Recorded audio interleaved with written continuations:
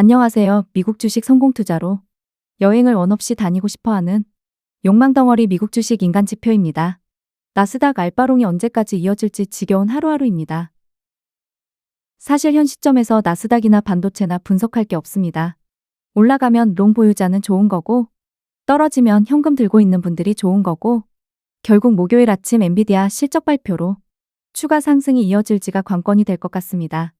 현 시점에서 TQQQ 3배 레버리지 상품의 추세 이탈 가격은 83.20달러라고 표시가 되고 있습니다.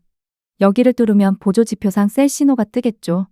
그렇다고 해서 얼마나 더 추가로 아래로 떨어질지는 알 수가 없기에 그냥 기계적으로 83달러를 깨면 일단 분할 매수 시작을 하는 거겠죠. 우리는 고점과 저점을 맞출 수 없기 때문이기도 하고요. 변수는 만약 엔비디아 실적 발표 호재가 나와서 최근 고점을 훨씬 더 올라가는 상승이 나와버린다면 현재 TQQQ 추세 이탈 가격인 83달러가 더 위로 상승할 수도 있게 됩니다. 단순히 최근 고점을 뛰어넘는 상승이 아닌 훨씬 높게 올라가야지만 추세 이탈 가격이 더 위로 올라가는 메커니즘이 실행되겠죠. 엔비디아 호재로 나스닥이 한 배수 기준으로 3% 상승 이상이 나올 수 있는가라는 의문이 들긴 합니다.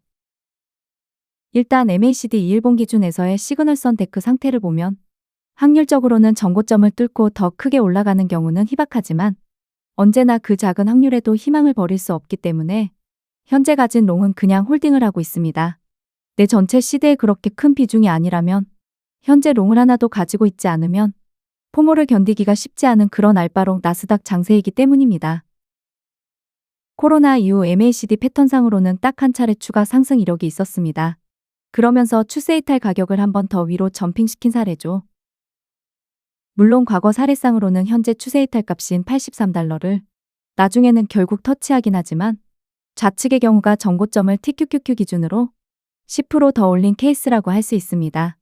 그러면 지금 전고점까지 TQQQ 기준으로 6%니까 엔비디아로 지수를 5%가량 더 올릴 수 있을까? 물론 너무 하락에 대한 확신을 하면 안 되니까 그러던가 말던가 롱 그냥 홀딩한 채로 떨어지면 분할 매수하면 되지라는 마인드로 임하는 게 좋습니다.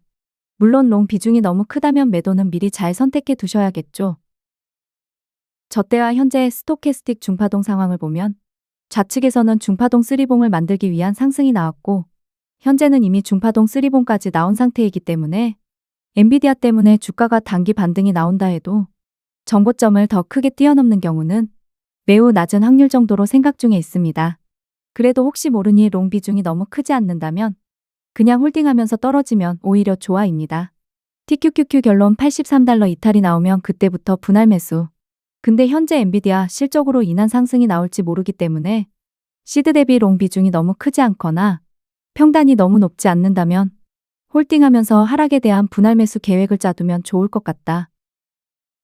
아무래도 나스닥도 엔비디아 때문에 변동이 있을 테지만 SOX의 상품이 좀 더 변동성이 심하긴 할 겁니다. 일단 추세 이탈 가격은 21.80달러입니다. 화요일 종가 기준 22%가량 하락이 시작되어야 분할 매수 가격에 도달합니다. 평단가와 비중에 따라서 홀딩하기엔 조금 부담스럽죠. 물론 다시 고점을 위로 크게 올리면 당연히 추세 이탈 가격도 상승할 테니 사실 목요일 아침은 홀짝에 가깝습니다. 그리고 21.80달러를 이탈했다고 가정을 해도 그쯤이 딱 바닥이라는 보장이 없습니다. 저점 이탈하고 30% 추가 하락인 사례도 있고 15% 추가 하락한 사례와 2024년도 8월달은 좀 오바지만 추세 이탈 후 50% 추가 하락이 있습니다. 이런 거 보면 SOXL을 누가 장기 투자한다고 하면 머리 한 대 때려주고 싶습니다. 좀 더 디테일하게 다른 보조지표와 참고를 한다면 추세 이탈을 했다고 가정을 할 때 스토캐스틱 파동의 위치가 바닥권이 아니라면 추가로 하락은 더 세질 수가 있다는 걸 어느 정도 감으로 캐치할 수 있겠죠. 이게 2일봉이고 수요일 새로운 캔들이 시작됩니다. 엔비디아 실적 발표 후 설령 하락이 시작된다 하더라도 스토캐스틱 소파동이 바닥권에 오기까지는 보통 3캔들이 소요됩니다. 그렇다면 엔비디아로 하락이 시작된다 하더라도 9월달로 넘어가야지만 일단 1차 바닥이 나올 확률이 높습니다. 물론 반대로 엔비디아로 주가가 상승하면 또 다시 얘기는 달라지니 당장 내일 어떻게 흘러갈지 모르는 홀짝에 너무 무리한 베팅을 하기보다는 상승하면 상승하는 대로 하락하면 하락하는 대로 플랜을 짜두시면 좋을 것 같은데 SOXL 같은 경우는 하락폭에 대한 리스크가 TQQQ보다 2배 이상이기 때문에 본인이 롱비중과 평단가에 따라서는 어느 정도 수익 중이라면 분할 매도 좀 하고 관망을 하는 것도 좋아 보입니다. 해당 지표의 추세 이탈 가격은 고점이 더 올라가면 변동되기 때문에 현재 가격만 보시면 안 됩니다. 구독과 좋아요, 알람 설정은 무료입니다.